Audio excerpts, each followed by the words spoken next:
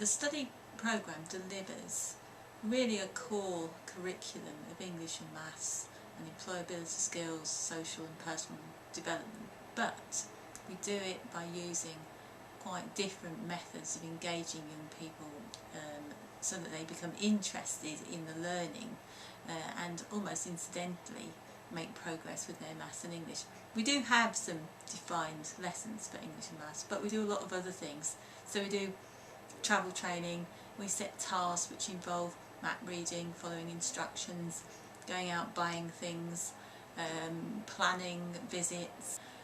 We seize opportunities to actually develop skills based on either things that are going on in the young people's lives or things that are in the news or in media, in popular culture, I suppose it would be.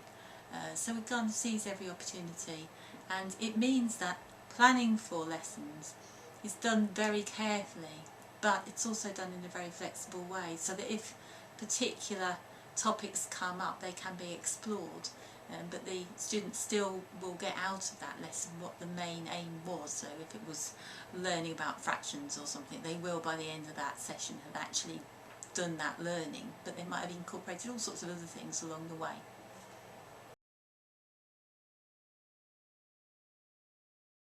Hello, I'm Jude, I'm the art tutor. One of the aspects that I think's really important is the fine motor skills that the students need for doing all sorts of things in both art and in their other work. And doing art in the art sessions, they'll get practice with, for example, tearing paper, cutting paper, using scissors to cut round things, positioning quite small pieces onto something bigger. And those all help with keyboard skills, with writing, handwriting. Can you tell me where the idea for doing this mural came from? I developed the idea of doing a mural there with the aim of expressing what happens at Swarthmore.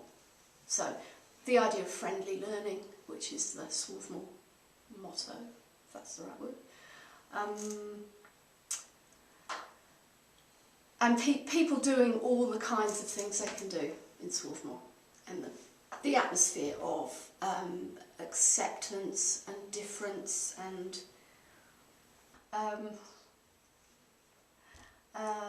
creativity, of course.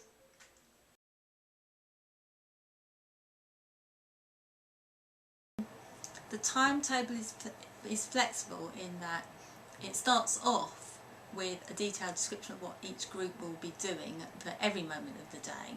However, that can change, and if the teachers who do a review at the end of every single day, if they decide that a topic is best delivered with two groups working together, or it's best delivered by making a visit somewhere, or if they're going to incorporate some other kind of activity, which could be a practical science activity to perhaps get over some point in mathematics, they will then change whatever has been put into the timetable and incorporate this new session. So it's up to the teaching team to actually come up with the shape of the teaching for that particular day, for that week, and ultimately for each term. And because topics are decided, core topics are decided that take you through the term. The tutors have a huge amount of autonomy about the way they plan and deliver the subjects that they're teaching. It means they can respond to the individual need of students. They get a great amount of satisfaction out of seeing those students making progress. If they were constrained by having to teach a particular element on a particular day to a particular group, that kind of progress would kind of fall apart really, because it wouldn't, the actual content of the lesson would not be geared to the needs of the students. They are able to make decisions within the group as to how to actually work out the best way to deliver particular elements of the curriculum. So it makes best use of resources, it makes best use of the skills of the team. One of the teachers might say, oh, I'm far better doing this you know, so yeah.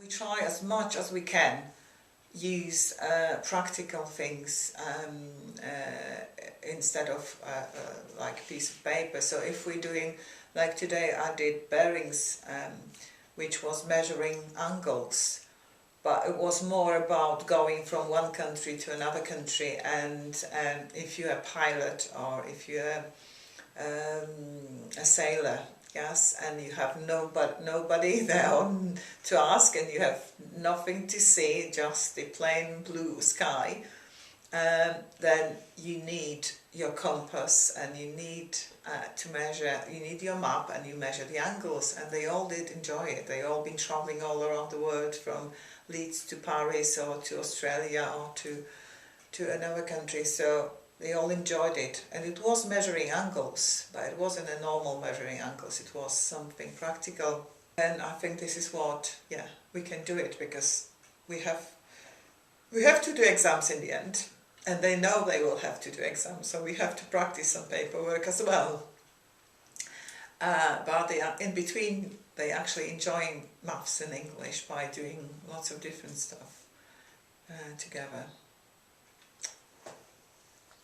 We need to cater for our individual students who will come in on a morning, and life has happened to them since we've seen them the day before, and they may come in and we might be expecting them to sit down and do a lesson in English, reading a particular book or doing some poetry or whatever it is. Their response to the lesson may not be what we were anticipating. We need to be able to change and adapt to whatever situation they happen to be in at the time. They might need some quiet time to go and do something else. They might need to actually go and talk to one of the other tutors about an issue which they feel that they can confide in them with. So if we can adapt things, we can still keep everybody engaged and interested, because we can just shift things slightly. We don't throw everything out and start again, but we can actually just adapt things so that we can make allowances and we can draw people in, and we can include their experiences as well. So we're not actually doing the education to them, we're enabling them to actually shape what they're learning and bring their own experiences to it, and they get a lot more out of it that way, and they're much more motivated. One of the key components of this study programme is that students, along with the tutors, take responsibility for their own learning and their own development. We do a lot of work with them when they start with us to actually identify their needs and to give them a way of progressing. But that progression is not owned by the tutors, it's owned by the students, and they have to gradually, and they do gradually, understand that this is not school. They're not passive recipients of education. They're active in shaping their own futures, and we have every confidence in them that they will do very well, they will achieve, they will get to where they want to be. They have to make some compromises sometimes, but so does everybody in life. But it means that our learning environment is it's a collaboration. It's not a place for something to be delivered. It's a collaboration between the students and the tutors who have a mutual understanding of where they need to be.